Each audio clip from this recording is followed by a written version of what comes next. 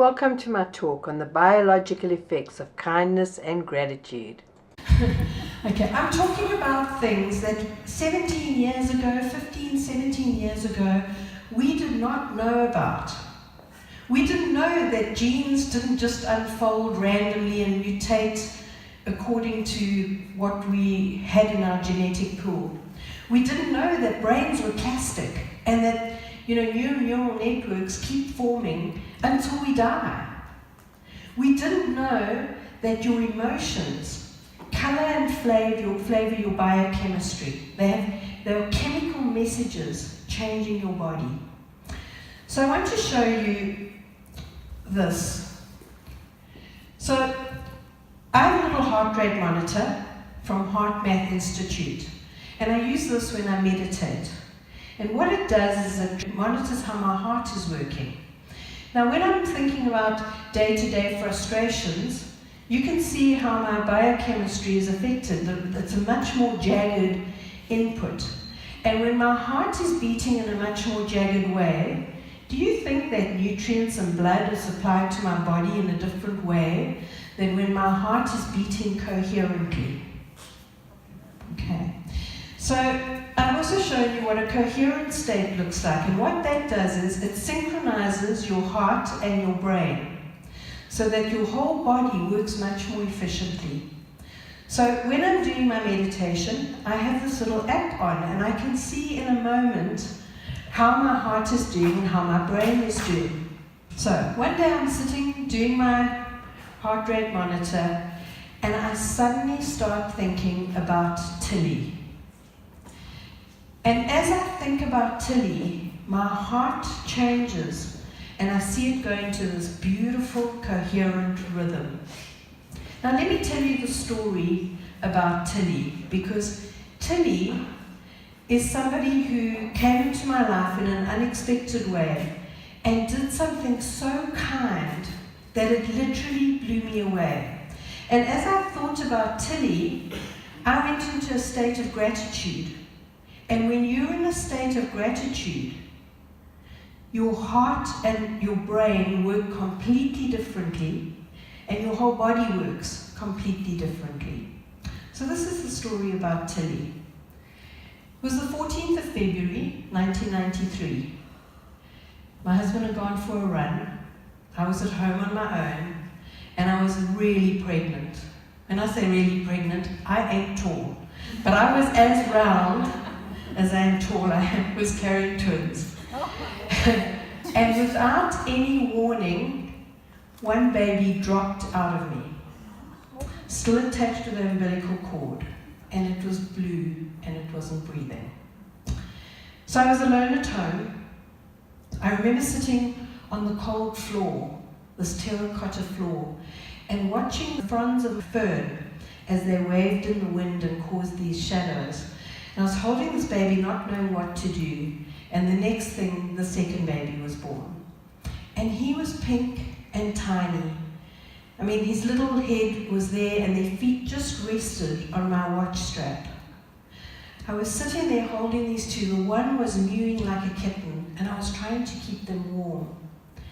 Anyway, eventually I was able to make it the phone. I phoned my doctor, my gynecologist, and he came down, and eventually I had to go to hospital. And when I got to hospital, I had a particularly bad experience, because the person that was doing the intake said to me, she just went through the standard form. Now, written on the top of the form in big red letters, which I'll never forget, was admitted post-spontaneous abortion. Now, think about the word abortion and its connotations that we have attached to that when you've just lost a child or two. And actually, this brought to 5 the children that we had lost. So I'd had multiple miscarriages, and this one was the final one. So that was the first thing that sort of glared at me. Now, she knows that because it's written on the form. And she goes through and she says, do you smoke? Do you drink? Are you pregnant? No. And it was at that moment when I remember myself almost disassociating from my body and stepping out of my body, and it was as if I was sitting up in a corner watching myself as I walked down the passage and was admitted. Anyways, I don't want to tell you the whole story, but when I got into the ward, I said, "Where are my babies?" And they said they're in maternity section because they admitted me to the general surgical ward. And I said, I would like to see them in the morning. And when I went in the morning and I kept asking nurses, "Please can I see my babies? Please can I see my babies?" They just sort of ignored me until eventually I got out of bed with my drip and I pushed my drip all the way down the passage to maternity ward and I asked for my babies. And the nurse said, "Oh, I'm sorry, we burned them last night." And I remember feeling exactly like you felt when she said that to me. So I went home, and this was when kindness started to just flood into our lives. You know, you only have to have a tragic event happen to know how many kind people there are. You know, the meals, the visits, the things that people did to show their love, care, and appreciation was just heartwarming. And then one day, about 2 weeks after, I had a phone call. And this woman said to me, "Hi, my name's Tilly. And you don't know me." But she said, "I know your husband from the pharmacy." And she said, "I've heard about your loss, and I've just had baby girls, twin girls, and I'd like to share them with you." Just think about that. Think about the courage that it must have taken. She didn't know me, yet she took that risk of calling me and making an offer that was amazing. And so I would go over to her house and we'd bath the babies together and burp them. And so in some ways she restored something that was just amazing, because the thing that I noticed when I got out of hospital was my breast kept leaking because my milk had come in, and my arms literally ached to hold a baby. And that kind deed of Tilly's did something so remarkable. It filled all of those holes for me. And so here I was, and all of a sudden, this thought about Tilly came into my mind. And I just remember feeling this enormous gratitude that she had reached out to me. And you know, if you're in a place of gratitude, you can actually feel your heart opening. It's an unusual feeling. So I want you all to close your eyes, and I want you to think about somebody that has done something kind for you. It doesn't have to be as big as what Tilly did for me. It could be as simple as opening a door and smiling at you. I want you to focus on the feeling in your heart as you do that. So just close your eyes and think about what it feels like inside your body when you think of this person with gratitude who did something kind.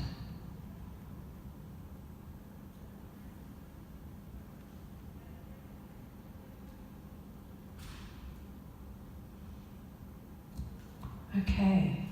Does your body feel different when you do that? And can you feel how your heart almost feels like it's swelling?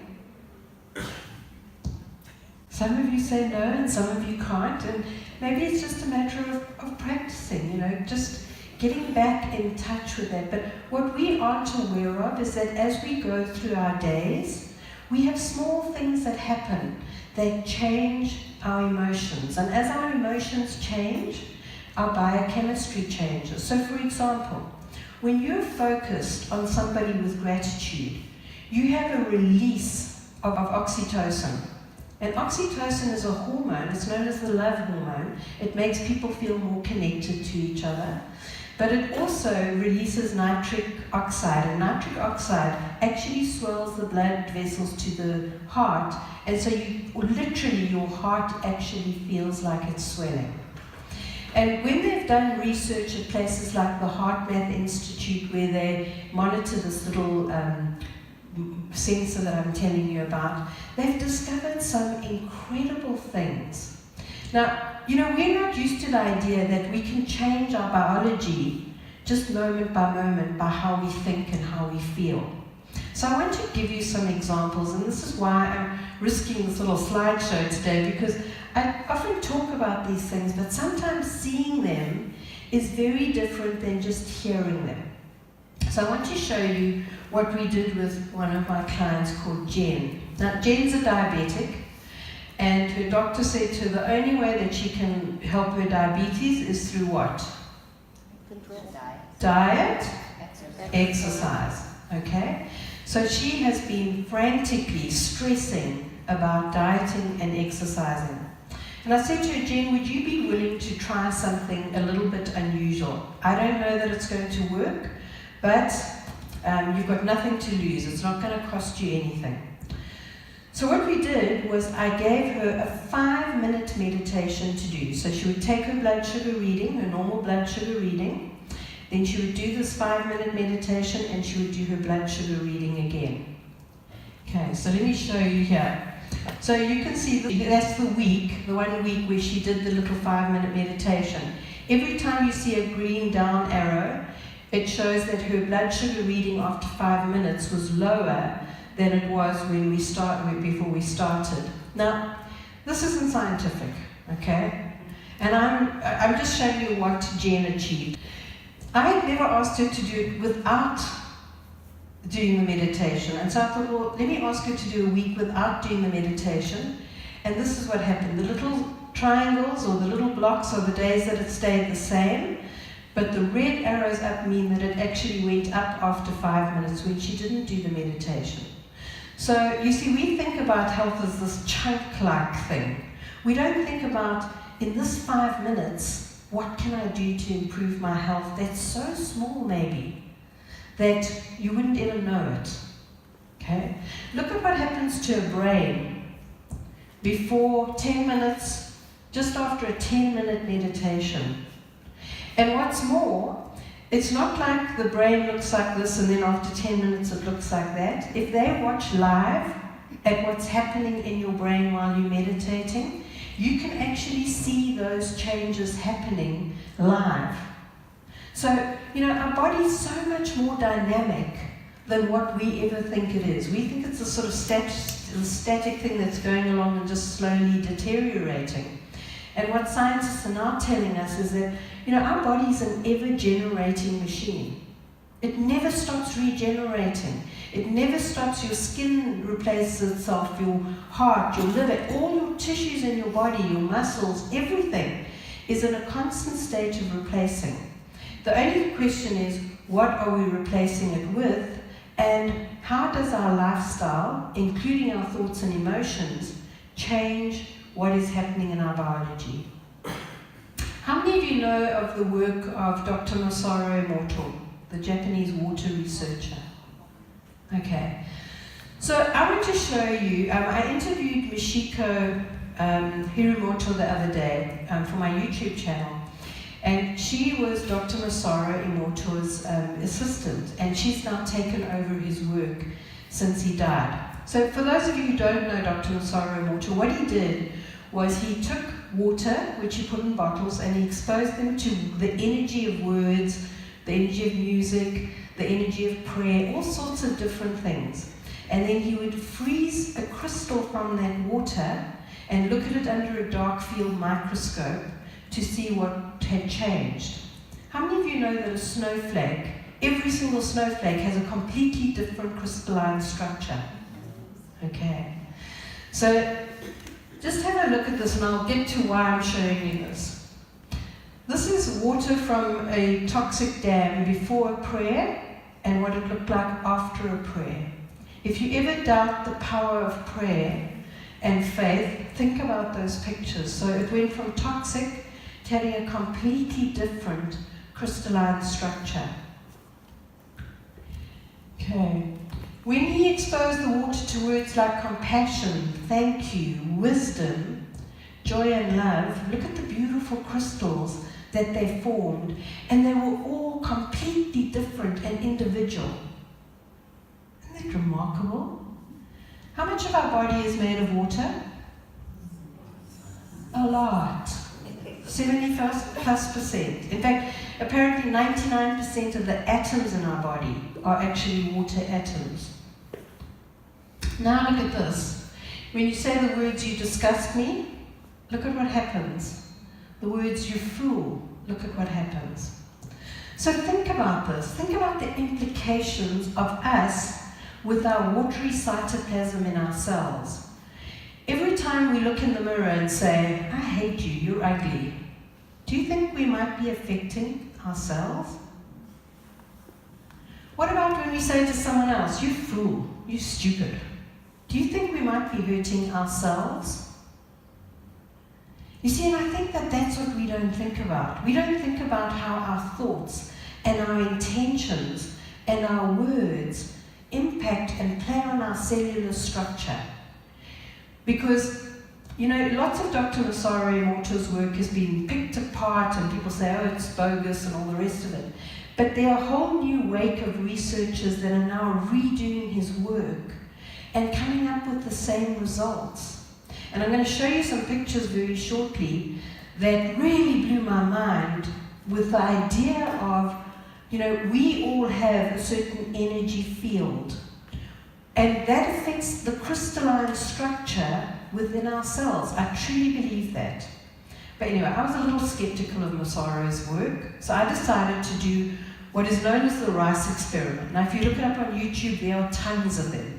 And basically what I did was I had these jars with the same amount of rice and the same amount of water taken from the same sources, and I had them sitting on my windowsill. And one of them I would pick up every day and say, "Grr, I hate you." And the other one I'd pick up and I'd go, "Ooh, I love you." Now, just as an aside, did you know that when you make that internal, you know when you're feeling frustrated, you go, you're actually tapping into the reptilian part of your brain, which is a very ancient brain. But when you see a baby or you see something you love and you go like a puppy and you go, "Ooh," you're tapping into the mammalian brain, which is a brain of connection, whereas the reptilian brain is a one of aversion. So anyway, so I would pick these two bottles up every day and just do this, and I would take photos as it went. Let me show you what the photos look like. I'm sorry you can't see them as well, but on day one, I started this on October the 18th, 2015. You can see they both look the same. By day 38, I'm sorry you can't really see it unless we can switch out the lights, but you're welcome to come and look at these pictures later. You can see that the one that I'm saying grr to is starting to turn really murky. The other one's slightly murky, but not nearly as much. By day 53, the one that I'm saying grr to is completely black, and the other one is still slightly murky but clear. Then what I did was I actually left it for years, okay? And all I did was I took I left it and did nothing for a while, and then at some point I took the grr label off and I put the oo label on it. I didn't say anything to it, I just left it like that. And then after a total of 994 days of doing this experiment, so for 3 years, I finally took off the lids because what I noticed is that they looked exactly the same. So the black one, just by having the oo on it, had reverted back. And they both smelled the same. I did litmus paper pH, they had the same pH. But the thing that interested me is, can you see the difference in the lids? Look how much more eroded the grr lid is than the oo lid. And my whole point about this is, you know, we're like those bottles. Our cells are like those bottles. What are we putting into our cells on a daily basis? And how does that change our health in the long run? So if we're always focused on the negative and we're always frustrated and we're always angry, do you think that changes our biochemistry? Absolutely. I mean, I can see it in my heart rate monitor. The minute I go get frustrated or angry, I mean, I can see it. I can see how my brain changes. I can see how my heart changes. So all of these instruments are showing us something incredible. So be aware of what you're thinking and intending on a day-to-day basis. You know, when you're having horrible thoughts about someone, or perhaps you're just talking negatively about someone, you never think that that's going into your cells and harming you. It just doesn't even cross your mind to think that not only is it going inwards, but perhaps it's also going outwards. And I'm going to show you something that I think proves that our energy goes outwards. But let me ask you a question. Do you think you can feel someone's energy? Are there some people who you just have to see and they make your day happy? And other people you just have to see and you can feel your energy just drop. Okay. So we're all actually really good energy readers. And there's a whole new science about what's happening in our energy field that I think is affected dramatically by kindness and gratitude. But let me show you this slide, which is the one that completely blew my mind. This is by Professor Bert Cropland. And what he did was he had a couple of people and he gave them a dropper, and they each had their own little beaker of water. They took the dropper and they were asked to make various drops on a slide. And when they had dried them and looked at them, they found that every single person's drops was identifiable as them. In other words, their drops were all unique. So if you look here, the fourth person is they got the same pattern, okay? But they all differ from each other. And you see, I think that that's what Dr. Masaru Emoto's work is showing us. And now Bert Cropland's work is saying, do you know that your energy field affects everything around you in your environment? Not just what you touch, but it also goes out into the field and affects people around you. So at one stage I went through this phase where I had to have my aura photo taken. Have any of you ever had an aura photo taken? Okay. But Kirlian photography is a way of seeing an energy field around people's bodies. Now, do you remember those drops that they made that all looked the same? If you go and have your aura photograph taken year after year, I'm prepared to bet that just like mine, you'll find there's certain colours that always come up for you because of the kind of person you are. So I have a lot of red in mine. I'm active, I'm passionate, and so that's the colours that show up in my aura. But you can also see how they've changed. So the first one on the left is 2002, then 2005 is the one over there. Next is 2007. And this bottom one is 2008. Now, scientists have been able to measure our energy field. Okay. They've been able to measure it up to about 3 feet, which isn't to say that it doesn't extend further than that, but that's as far as measuring devices can actually pick up your energy field. So as you're all sitting here, you've all got an energy field that's commingling and coexisting and mixing with other people's. And how many of you have heard of the chaos theory, where a little butterfly flaps its wings here, and then somewhere in the world there's a little chaos disturbance created because of the energy changes. And this is also interesting. This is some photography from Russian scientists, and what they did with this one, this is somebody's aura field, and you can see it's got holes in and it's very narrow. And then they did a small intervention, much like what I did with Jen, where she did a small meditation. And then they redid the photograph, and look how the aura field, the energy field of this person has actually changed. Now, which of those energy fields do you think is going to keep you healthier? The one with holes in it, that's thin, where every little bug can sort of get in and get you, or one where we are protected purely by our energetic field around our bodies. And you see, here's the thing that always intrigues me. So, we'll go to a class and somebody's got the sniffles, and what are we sitting there doing? Oh, they shouldn't have come to class. Now I'm going to get a cold. What do you think we're doing in ourselves when we do that?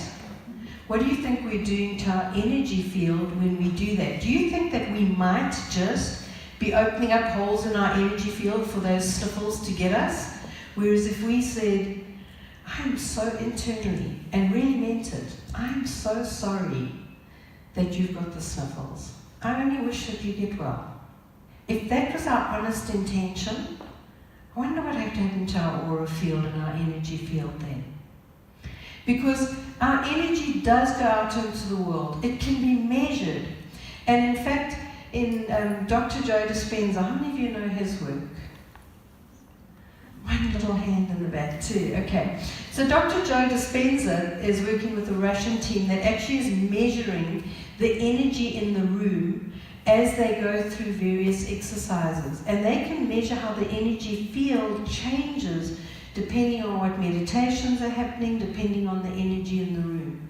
And so, yes, we can take photos of people's energy fields. Yes, we can measure it in, what's happening in a room. But did you know that around the world, there are about 60 random number generators that actually measure the energy that we're all putting out into the world? Let me show you. Well, this is the accumulation of the random number generators on the 11th of September. Can you see how they've actually plotted the first crash, the second crash, and how the energy... So as people started hearing and discovering the news, can you see how that energy changes and is picked up by the random number generators? See how just as people find out. A few days later, on the 14th of September, they had a national prayer day across the whole of Europe. And look at what the number generators measured. So we have a remarkable impact on our world. Think about our world at the moment. How many of you think that we live in a world that's quite unkind until something happens? Look at social media. I was just so blown away. In 2017, in November, I was fortunate enough to interview Christy Brinkley. How many of you remember Christy Brinkley? I asked her about kindness because when I was researching her, one of the things that just stood out for me was that she may be beautiful on the outside, but gosh, she's beautiful on the inside. And that was what intrigued me even more than her beauty. And so I asked her about kindness, and she said to me that people would write, "You're fugly." And she said to her kids, "What is fugly?" They said, "Oh, that means you're fat and ugly." And she'd be like, "What?" So, even Christy Brinkley, who is a picture of perfection, has unkind things that people say and do about her. And I just wish that those people that are saying the unkind things could realize that they are harming themselves. They aren't just harming other people and putting an energy out into the world that creates the world that we live in, but they're actually harming themselves. And that's what I always want to remember about how I live my life. Of course, that's not how we're brought up necessarily, but to try and remember that my words, my thoughts, my deeds, my everything is going out into the soup of creation and creating our world. So if we want a world that's more peaceful, we have to be the peace that we want to see. If we want a world that's more kind, we have to be the kindness that we want to see in the world. If we want more gratitude, we have to be the gratitude that we want to see in the world. Because it honestly goes out and changes the world that we live in. How many of you know the author Candace Pert, who wrote this fabulous book called Molecules of Emotion? So Candace Pert is a very interesting lady. Unfortunately, she is now deceased. But she used to head up the brain chemistry division of the National Health Institute. She was a medical professor at Georgetown University, and she had over 250 published articles in journals. So this is no woo-woo scientist. She discovered the opioid receptor. That's what she's most well known for. But her whole thing about the molecules of emotion, she says our body is our subconscious mind. Now, let me unpack that for you a little bit. What she's saying is that our ongoing emotions have a chemistry that they create, as well as an electromagnetic field, but she focuses on the chemistry. And that goes down and attaches to the receptors on our cells. So, joy has a chemistry, guilt has a chemistry, anger has a chemistry, kindness has a chemistry, gratitude has a chemistry.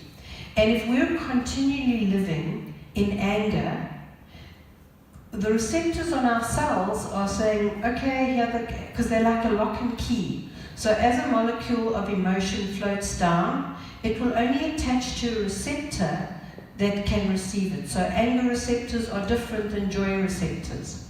Now, our body is infinitely intelligent. So if you're only sending it anger molecules, after a while it says, hey, no need for joy receptors, all we've got to produce is anger receptors. And so you get more and more anger receptors on your cells. And your receptors have a very interesting way of allowing that signal through the cell membrane into your cells. And then they have to traverse that watery cytoplasm. Remember those drops where each of us have a unique structure? Now that was made by drops outside, but I'm thinking that every single one of us has a unique cellular structure. And so that signal has to transverse that in order to reach our genes. And that signal is changed and will determine which genes are actually read and acted on. So we have so much more control over our health than what we thought.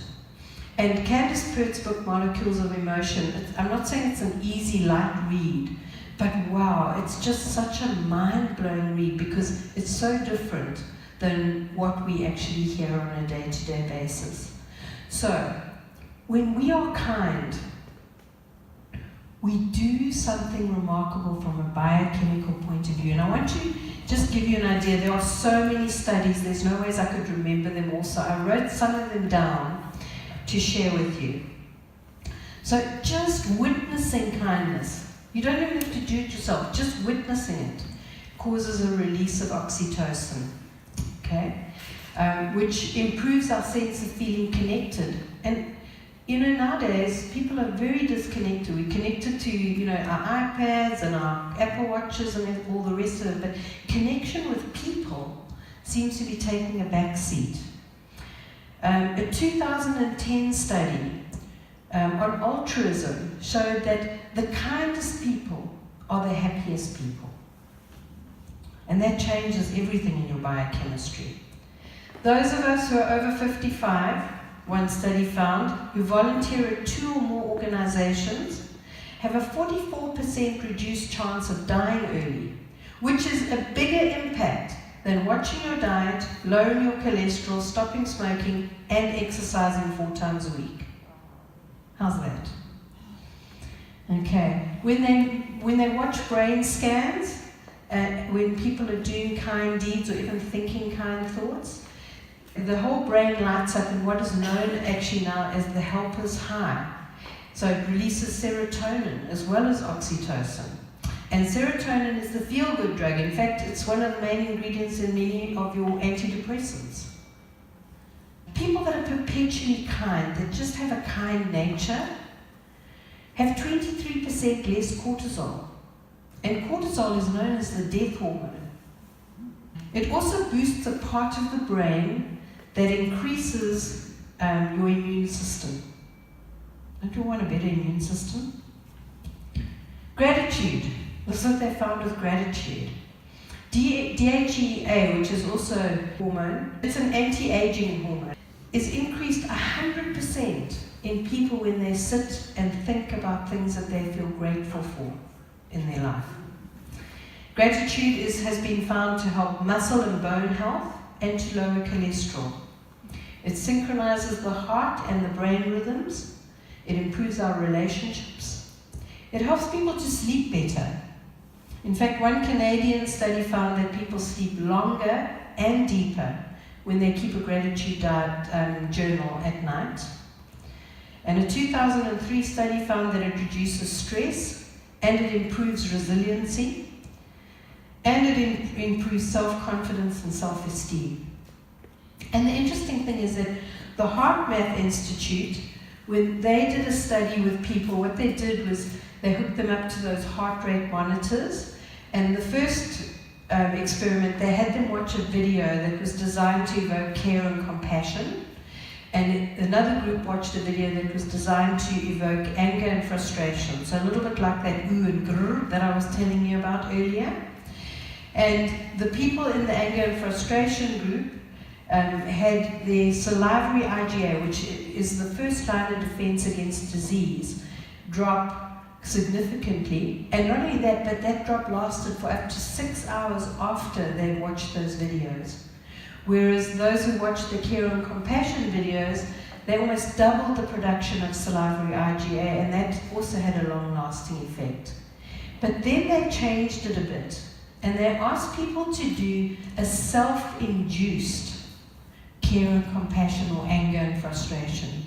And you know that when they did that, some of the participants, salivary IgA went up by 240%, just by sitting and thinking about somebody with gratitude. And very often when we think about someone with gratitude, it's because they were kind to us in some or other way. And you know, people often say, and I believe it's true, you may not remember what people said, but you'll never forget how they made you feel. And so I honestly believe that we need a kinder world. And so around the room, by the way, you'll see some little posters with my email address on it. And what I want to do is I want to have a 21-day challenge, a kindness challenge. So I've put a course together, which is on Udemy. And my idea is that as we work through this course together, that we raise the energy field and put a whole lot of kindness out into the world. Because I so believe in the power of doing things together, of joining our energy in a different way than what we have sometimes now. Because when I look around me, we seem to be so divided on so much. But what about if we could come together and put our energy together in a way that's beautiful? But the other thing that I wanted to tell you about kindness is that there are different kinds of kindness, and they have different biological effects. So let me give you an example. We have a small piece of shared lawn with our neighbors, and when they were sick, I was really happy to mow it, as was my hubby, and so that came from a hard place, so I know that it had some sort of a biological effect. But I often mow their lawn because I want my lawn to look better. Do you think that has the same effect on my biology as when I'm mowing their lawn because I want to help them? No. I would hazard a guess that if I had my heart rate monitor on, that my heart would not beat as coherently if I was just doing it because I wanted my lawn to look better. I mean, I may feel good having done it, but when I'm doing it with the intention of doing something beautiful, my body feels that. My body knows it. And I think in this world, we have a lot of what I think of as social kindness versus heartfelt kindness. So let me tell you what I mean. For a long time, I've been kind of looking for a volunteer opportunity because I think I should, I want to be a good person. I want the world to see that I'm a good person. But it wasn't coming from a heart place. Until I recently sat with some bottles and I watched a little video and I put together from recycled materials a little fairy house. And I had this idea of what would happen if I made these fairy houses with a group of my gal pals. I teamed up with someone to write a healing story for children, and I teamed up with someone else to make a little helper elf, and we went to children in hospital and we gave this to them as a gift. And the minute I came up with that, I could feel my heart swell. I could feel this was something that came from the heart. And that's different than just going to go and do something because I want to be seen as a good person. Does that make sense? And not only that, but I truly believe that when something is given or done from the heart, the recipient feels it differently than when you're just doing it to look good. So what I want to say is don't stop doing what makes you look good and makes you feel good, but see if you can match it up with something that really makes your heart feel good. That you don't sit there thinking, oh, I'm going to go and do this today. Oh. You know, when you can look at what you're going to do and think, I feel joyous about doing this, that's a great way to do it. I want to see if I can show you one of the little fairy houses because, those are the little helper elves that we're going to be making that are going with each of these houses. And, I keep pressing the wrong one. Sorry, there we are. And those are those little fairy houses. They cost very little to make because they're all made from recycled products. And so I want to tell you that I am still looking for 2 more fairy helpers to come and build with us. We want a team of 10 of us building. We're going to film it. We're going to live stream it so that people around the world can build with us. And they can go online and perhaps get the book that will go to sick children. And if you know of someone who's got a sick child and would love a healing story, I'm talking about children where traditional medicine might have given up on them and said, nothing we can do for you. This is a way of teaching children to change their biology about some of the ways that I speak about. So it's something that they haven't been told in hospital, because in hospital very often it's doom and gloom and tests and all the rest of it. But this gives them the power to actually take their biology and do something that will help stimulate it. The last thing I wanted to tell you about kindness and gratitude is that, we are so often self-unkind.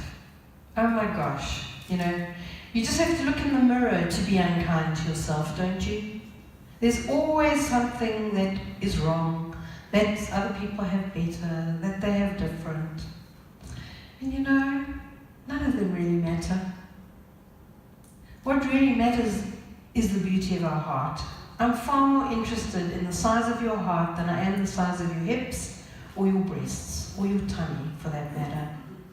I think that inner beauty shines through, and that's what people will see instead of just the human form.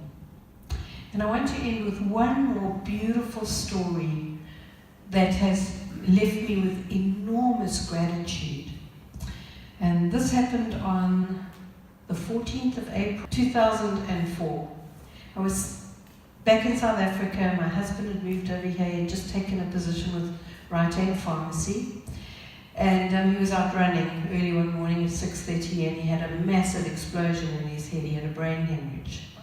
And I was back in South Africa, and I was visiting a friend at the time that this happened. And I literally, when I took the phone, because I saw his number ringing, I said, "Hi, sweetheart," and this American voice said, "Carrie, I'm sorry, it's actually not Corby, it's Jerry, and he's had a brain hemorrhage. But," he said, "he is okay, you can speak to him."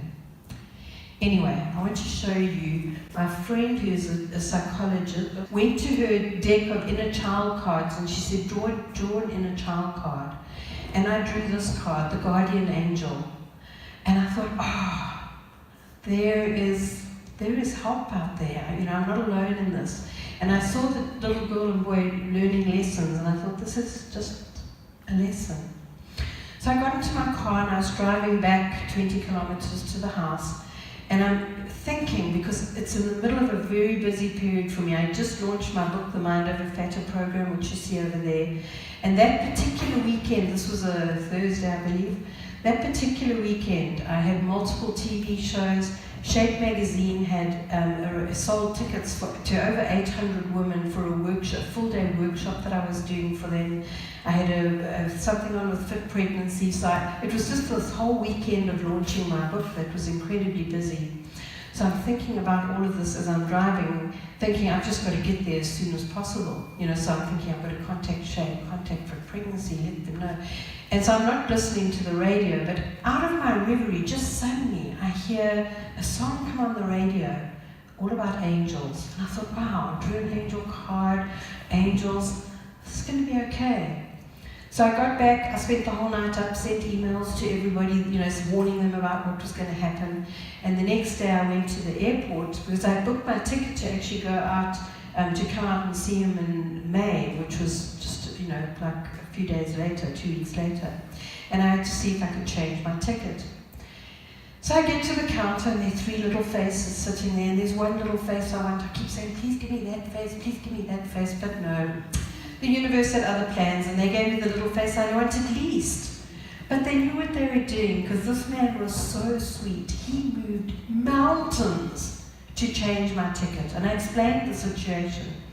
And what he said to me was, he said, you know, Mrs. Corbet-owen, if I change it to do it this way, you will only get there about 6 hours earlier than if I change it this way because of all the layovers. And if I change it this way, you can do your workshop on Saturday, because I was really worried about the shape workshop. I just felt, how can I let these people down when they've sold 800 tickets to this event?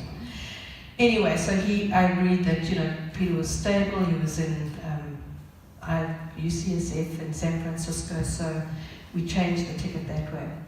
So I did everything that I could do, got on the plane, and before I left, I called a friend of mine who was a pilot with South African Airlines, Michael Finch, and I said, hey Mike, I've got a layover in Joburg, any chance we could meet for coffee? And he said, sure. So we arranged a meeting place. I got there, went to the meeting place, and Michael wasn't there, and I kept looking at my watch. Anyway, eventually it dawned on me, maybe he's waiting at international, because this is where I would change to international, and I'm waiting at domestic. So I start walking across to international, lost in my thoughts. And as I walk along, I bump somebody's hand, and I look up to say, I'm so sorry, and it's Michael. He's decided he's walking to domestic, thinking. So we sit down, and we're having coffee, and he says, let me see your ticket, because I had told him what happened. He looked at my ticket, and his face fell. I'll never forget it. And he said, Carrie, there is no way you can make this connection at JFK. He says they've only allowed you an hour. And he said, you've got to clear customs, get your luggage. He said, there's just no ways. But he said, let me see what I can do. So he calls over and finds out which pilot is flying the leg over to America. And he comes back to me and says, listen, it's my mate. He's flying it. And he said that he'll see if he can step on the gas and get you there quicker. He said, there's only one problem. We have to stop at Ile de Sol and refuel, and there's a change of crew there. But he said, you know, we've radioed ahead and let them know that we need to really try and get this plane there as soon as possible. So anyway, as we get onto the plane, we take our seats, the purser comes to me and he says, ma'am, I just want to tell you, we know that we've got you on board and we're taking care of you, don't worry, we're going to get you there as soon as possible. Let's just think about these multiple little acts of kindness that are just adding up, and like little beads on a pearl necklace. And the pilot keeps coming on literally every hour. Just want you to know we've got tailwinds, we're making fantastic time, we're going to get in early, okay? And then when we land at Ile de Sol, I think somebody's got to drop the ball, right? Person comes to me, man, don't worry, I'm just going to talk to my mate and tell him, and the captain's going to talk to his mate and tell him we're good. So we get going again, the person comes to me and says, ma'am, I just want you to know I'm looking out for you, and closer to when we land, I'm going to come and fetch you, and I'm going to just ask someone in first class to move so that you can sit right at the door. We've radioed ahead to Delta Airlines, which was our connecting flight. And they're going to meet you at the door and take you through customs and help you get your luggage. I'm like, wow, this is incredible. And the pilot again keeps coming on and saying, we got off earlier, we're ahead, this is great, we're going to land like 20 minutes early and then 30 minutes early. So as we get towards JFK, the person comes to me, ma'am, would you follow me? And I go up, and this kind gentleman moved across, and I sat right at the door. And as they opened the doors, I mean, they literally hadn't even done all their things. They said, go. And there was a Delta agent waiting right outside the door for me. And she grabbed me by the hand and she said, run. And the two of us were running through the airport, and we were running. Anyway, so she plants me at the baggage. She says, you wait for your baggage. I'm going to go and speak to customs, because I'm waiting. And the bags are coming, but not mine. And, you know, JFK is a big, busy place. And the next thing, over the loudspeakers, and it was so, I mean, there was such a din. The fact that I actually heard it was remarkable. I hear, well, Mrs. Corbet-owen, please leave the baggage and come to customs. I'm like, okay, run to customs. And there's this Delta agent. She says, you're not going to make your bags. She said, we'll get them to you, don't worry. We'll get them, we'll deliver them to your husband's hospital bed. She says, run. And the two of us are running, and we're running. And we get right to the gate, and as we get to the gate, the agent there says, I'm terribly sorry, they've just pulled away from the gate. She says, this Delta agent says, I'm sorry, you can't, you've got to call them back. She's like, I can't do that. She says, yes, you can. And boy, she just was not going to give up. Eventually, they brought the whole plane back. And this Delta agent reached into her purse, and this was so beautiful to me. She said to me, you're going to need to phone people and let them know how your husband's doing. And here's $100 worth of phone cards for you to do that. Just think about that. I mean, I was completely blown away. And when the doors opened and they let me onto the plane, there were 3 seats empty that they had arranged for me so that I could sleep because they knew I hadn't slept. And 3 days later, they delivered the bags to the hospital bed. And you know, if you think about that, every one of you has stories just like that, where people have gone out on a limb, people you don't know, people that have done such beautiful things for you, that have lit up your biology, and in the same way lit up their own biology. They've changed their brains, their hearts, your hearts, their genes, your genes. Because you see, we're all in this big, beautiful world together. And what I do impacts every one of you.